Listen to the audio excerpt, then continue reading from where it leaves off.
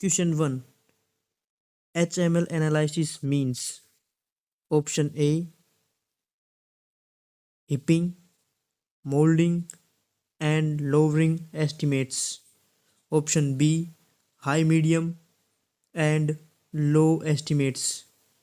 Option C hierarchy, moderate, and low estimates. Option D high, medical, laboratory, inventory.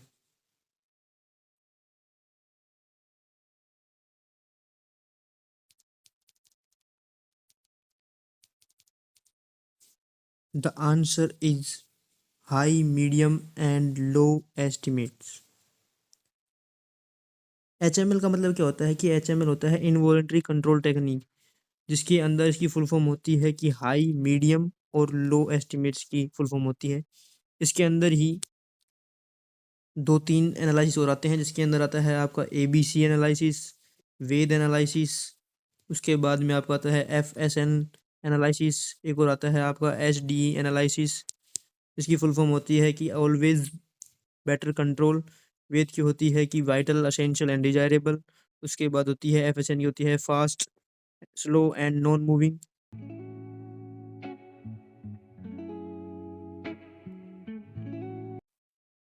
Next question. Antipsychotic drugs are prescribed to decrease the psychotic symptoms by option A depressing the central nervous system, option B inhibiting production of the enzyme monoamine oxidase inhibitors, option C blocking the action of the dopamine in the brain, option D blocking reuptake of the norepinephrine and the serotonin.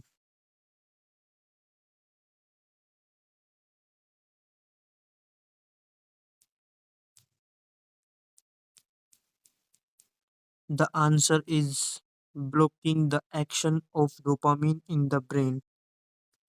Antipsychotic drugs का ही दूसरा नाम होता है neuroleptic drugs, जिसके अंदर ये psychotic symptoms को रिड्यूस करने के लिए काम आती हैं। ये ब्लॉक कर देती हैं डोपामिन के एक्शन को ब्रेन के अंदर, और साथ में सहायता करती हैं ब्रेन सर्किट की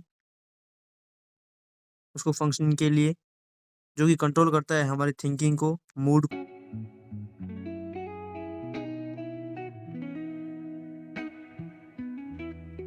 next question is which atrioventricular block is also referred to as Mobitz second. Option A complete heart block, option B second degree AV block, option C third degree AV block, option D first degree AV block.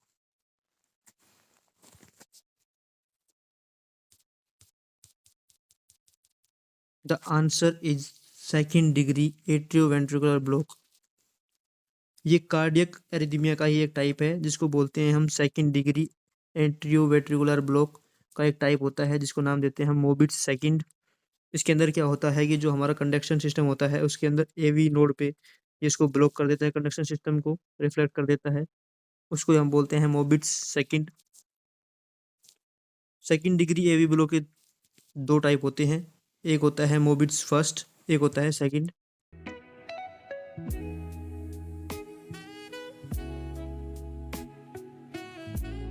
Next question, osmotic pressure and acid base balance of the body fluid are maintained by option A sodium, option B magnesium, option C fluorine, option D zinc.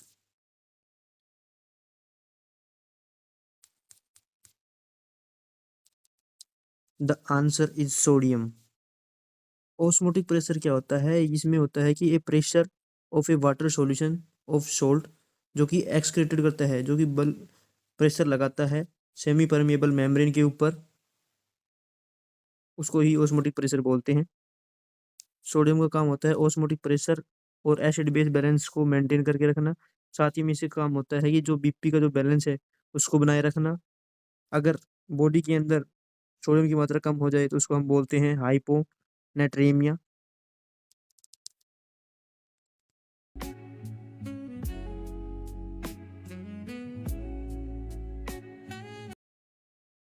Next question, which is the most suitable position for giving an enema?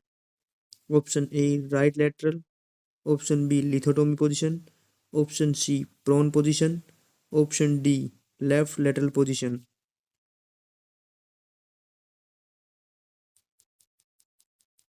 The answer is left lateral position. Enema क्या है? ये एक process है किसी therapy का। इसमें क्या होता है कि फ्लूइड इंजेक्ट किया जाता है लोअर इंटेस्टाइन के अंदर through the anus. Most common use क्या है एनीमा का कि कोई भी मेडिकल एग्जामिनेशन हो या कोई प्रोसीजर हो, उससे पहले जो हमारा बोवल है उसको खाली करने के लिए इसको यूज किया जाता है। एनीमा के लिए बेस्ट पोजीशन कौन सी है? सबसे बेस्ट पोजीशन है लेफ्ट लेटरल पोजीशन, जिसके अंदर एनीमा दिया जाता है। एनीमा की प्रोसेस स्टार्ट करने से पहले 1 से 2 गिलास पानी का दिया जाता है ताकि डिहाइड्रेट की कंडीशन ना हो। Next question, which of the following is termed as the fetal blood vessels lying over the internal os in front of the presenting part? Option A, cord prolapse. Option B, cord presentation. Option C, occult cord prolapse. Option D, vasa previa.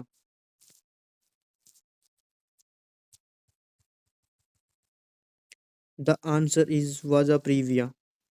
Vasa previa is a complication of pregnancy जिसके अंदर जो foetal की blood vessels हैं वो lying हो जाती हैं या नीचे आ जाती हैं इंटरनल ओस के पास में ड्यूरिंग द डिलीवरी। जब तक लेबर स्टार्ट नहीं हो जाते हैं तब तक कोई भी सिम्टम दिखाई नहीं देते हैं। कुछ केसेस के अंदर पेनलेस वेजाइनल ब्लीडिंग होती है जो कि डार्क कलर की होती है क्योंकि जो बेबी का जो ब्लड होता है उसके अंदर कम ऑक्सीजन होती है अडल्ट की तुलना में, इसलिए डार्कर कलर में होता है। Next question, facial palsy is also known as? Option A, Erb palsy. Option B, Klumpke palsy. Option C, Bell's palsy. Option D, brachial palsy.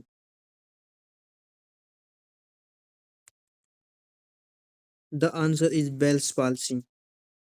Facial palsy का ही दूसरा नाम होता है बेल्स पाल्सी, जिसके अंदर क्या होता है कि जो फेशियल मसल हैं वो वीक हो जाती हैं, जिसकी वजह से टेम्परेरी वीकनेस आ जाती है, वन साइड का फेस पैरालिसिस हो जाता है, जिसका मेन कोज होता है कि ये आगे चलकर फेशियल पैरालिसिस भी कर देता है और ये दोनों साइड भी हो सकता है। बेल्स पाल्सी होने का मेन कोज क्या हो सकता है? इसके अंदर क्या होता है कि स्वेलिंग हो जाती है या फिर इनके अंदर क्या होता है इन्फ्लामेशन हो जाता है जो फेशियल नर्व होती है उसके अंदर, जो कि कंट्रोल करती है वन साइड फेस को, मसल्स को। और ये कैसे होता है? जैसे भी कोई वायरल इन्फेक्शन होता है तो उसके बाद में ये जो रिएक्शन करता है हमारी फेशियल नर्व, जिसकी वजह से Bell's palsy.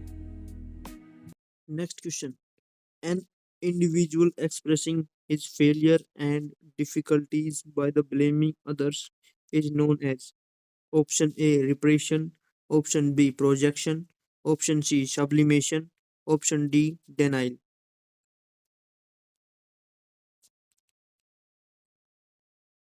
The answer is projection. Projection में क्या होता है कि कोई एक आदमी अपनी गलतियों को, अपनी जो डिफिकल्टीज हैं वो किसी दूसरे के ऊपर ब्लेम करता है।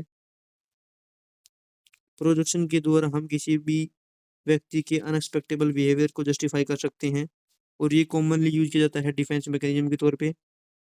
प्रोजेक्शन का ही एक एग्जांपल है, जैसे कि कोई एक आदमी है, वो किसी दूसरे आदमी को पसंद नहीं करता लेकिन इस आदमी की वैल्यू है और ये इसको सभी लोग लाइक करते हैं, इसलिए वो जो पहला आदमी है वो कहता है कि ये वाला आदमी मेरे को पसंद नहीं करता है, वो इसको ब्लेम करता है।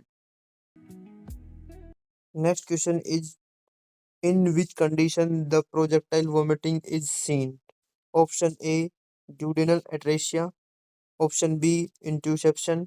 Option C, megacolon. Option D, pyloric stenosis.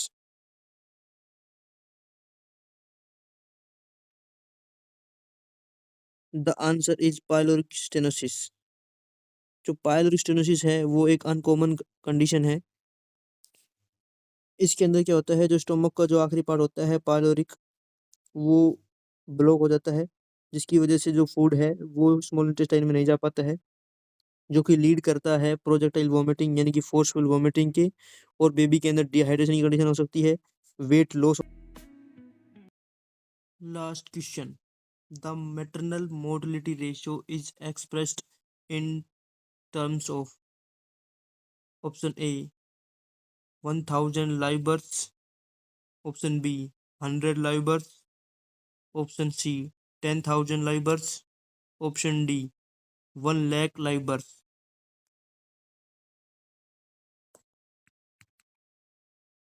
The answer is the 1 lakh live births, means the numbers of the maternal death per 1 lakh live birth is called as maternal mortality ratio. कहने का मतलब ये है कि 1 lakh live birth होने के दौरान यदि कोई मैटरनल डेथ होती है तो हम उसको मैटरनल मोर्टलिटी रेशियो के अंदर काउंट करते हैं। अकॉर्डिंग टू WHO, अगर कोई कंट्री की MMR इम्प्रूव हो रही है तो वो उस देश की परफॉर्मेंस को इंडिकेट करता है, जिसके अंदर उसकी हेल्थ एंड सेफ्टी को दर्शाता है।